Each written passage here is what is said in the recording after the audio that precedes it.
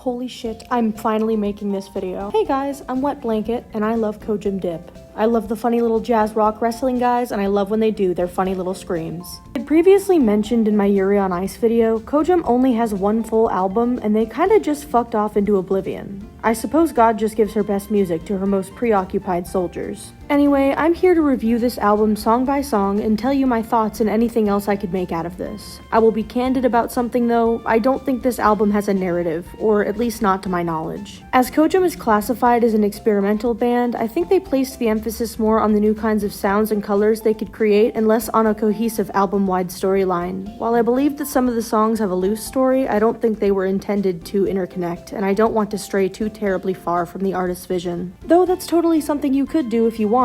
Listen to music how you like. Cojum Dip was a band started in 2004 in Ann Arbor, Michigan by a man named Bora Karaja. If this location sounds familiar, it's because, yes, this band was started in the same place as Tally Hall, and Bora was even close with the members. Hell, he's the man who made permanent claim to the orange tie and continues to help the Tallies on music endeavors to this day. Besides being a man who can play all instruments, and I mean all instruments, what the hell even is this thing? Bora was a man with a vision. He had a vision to create a band who did the craziest live shows the suburbanites of Michigan had ever seen, and by God did he achieve it. The best part? He did it all wearing dollar store WWE cosplay. This is my Cojum Dip album review. Number 1. Cell.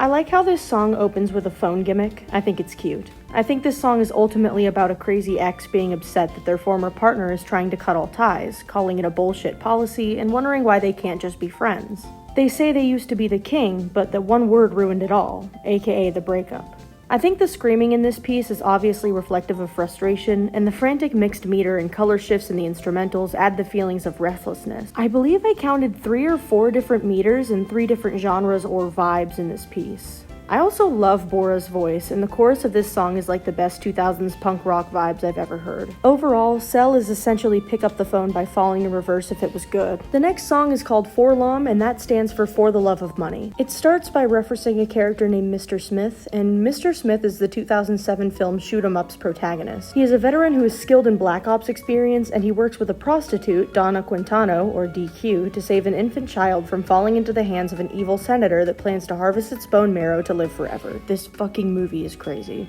I feel like the name of this song and its contents lead me to believe that this song is about DQ herself. Not only does it open with her standing next to Mr. Smith, but its instrumental colors mirror that of the movie. After the infant, named Oliver, is saved by the pair, they realize that the child calms down whenever it hears heavy metal music. Fittingly, this is the song on the album with the least amount of jazz influences and the highest amount of heavy metal influences, if you can even get that in a Cojum Dip album. Oh, and more screaming. This song also mentions childhood and the desire to wash everything away and start new. I feel like this is Donna musing about creating a better life for Oliver, which she does achieve by the end of the film by setting down roots and taking a job as a waitress. Others may believe that the bath is poison, or that DQ isn't fit to be a caretaker due to her past, but this bath, or Donna's care and resolve to start anew, does wash the pain away. By the end of the movie, it is assumed that Oliver has been set up to have a happy childhood. I mean, leave it to Bora to write an absolute banger about a weird-ass early 2000s movie. The third song is called Reverse Mullet, and I believe this song is about dealing with change. The person in the song feels like their hair is ruined, or their scalp is ruined, or their life is ruined. The chorus puts it perfectly. Try to run away against the wind that takes you to a different state of mind. Upright your spine, afraid to admit your blackness, fall down that hill that always made you cry. The character is trying to run away and retreat into the past, and they don't like that times are changing. They're outgrowing their friends and becoming more passive towards them. It kind of reminds me of a picture I saw on Pinterest that said, "The home I long for no longer fits me." They can't even take solace in the hill that always made them cry anymore. Their perception is maturing, and so too are they. However, there is a Spanish line that translates to "no one will fix your hair," and a Turkish line that translates to "prisoner of your hair." The fact that they don't want to change is what is imprisoning them. They shouldn't fear change because change is part of life. This song incorporates a jazz section, and I believe that this is because jazz is heavily regarded as nostalgic music, though it is brutally cut into once again with a frantic metal beat, signifying that time stops for no one and that all we can do is push forward.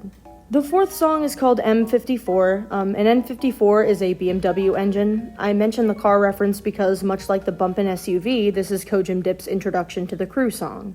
Each member has a verse, and the best way I can describe it is this. If Tally Hall is Zoomies, then Cojum Dip is Spencer's. Also dope-ass bagpipe solo. The fifth song is called Jabberwocky, and this song is about an adoptive South Taiwanesian? Taiwan? You get what I'm saying. A boy from South Taiwan named John. It's a rather cynical look at the national foster care system and adoption process as a whole. The song opens with the notion that John was brought to the States against his will. The fast and loose, gibberish-sounding lyrics in the song are a reflection of how John hears the world around him since he can't understand English that well. Through these segments, it can be implied that John was adopted as a way to save his foster parents' marriage, and he does a lot of chores for them. One of the gibberish segments is literally just laundry instructions. Though John is homesick for the country he was born in, and his life is rather lackluster, the adoptive parents are still praised publicly for taking him in and giving him a home, as expressed in the lyrics, "Prisons turned into a noble act of welcoming rotten." Overall, the message of this is, if you're gonna neglect your kids, don't adopt them. Number 6 is the Waltz in E major, or the Moon Waltz. Let's be honest, everyone has heard this song. It's the one song people think of when discussing Cojum, and honestly, it's their most popular song for a reason. It's a fucking banger. Never have I ever heard a rock waltz, and I mean an actual waltz, not just something in 3/4, so I'm already amazed. But then they add in that sick bass lick and a jazz break still in 3/4? That shit's crazy.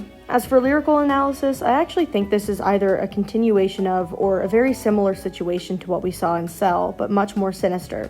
After the singer realizes they'll never speak to their beloved again, they fall into a complete mental breakdown that ends in their eventual suicide. This is why there are mentions of gasping for air. They feel that they'll be with their lover in the next life, or on the moon. The wise woman in the jazz break represents the people in their life telling them to keep fighting, but they don't listen. They're convinced that they've already died due to the emotional pain. One of the last lines we hear before the character's death is "No es la locura, en realidad es el amor." It's not craziness, in reality, it's my love. This is the character's justification for suicide. This next song is called Tap Tap Tap, and I believe this to be a song about growing up in the US as an immigrant, specifically a Middle Eastern immigrant. The lyrics start with metaphors such as, "Don't try to scan a seaweed heap, your fragile toes might step in glass."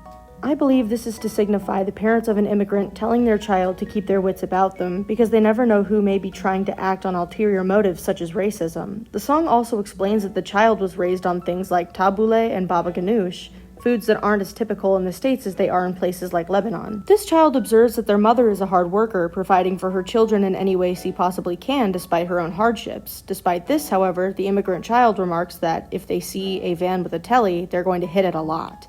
This made me think of the racism faced by the Middle Eastern people in America, especially following 9/11.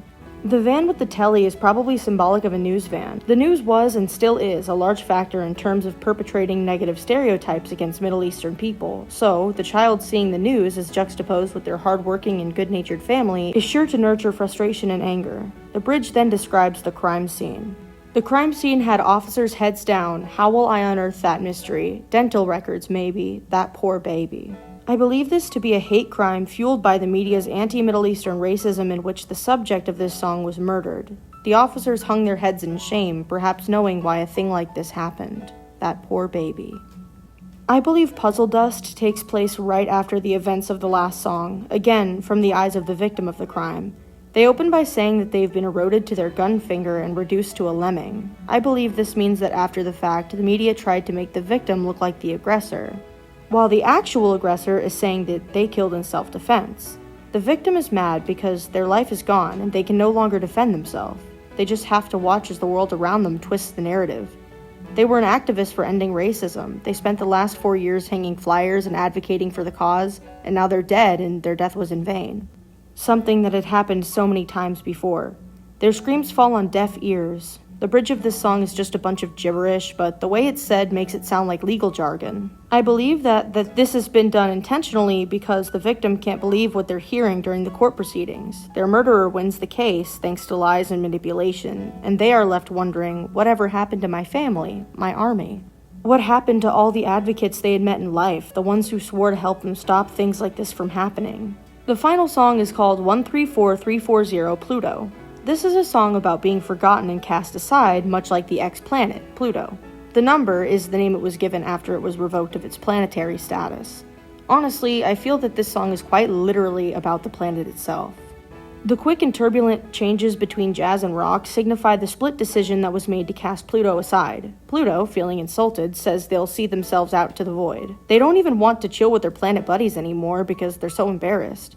They feel that they aren't one of them anymore. Well, I feel really bad for Pluto. You've got to admit, that bass hi-hat cadence goes hard.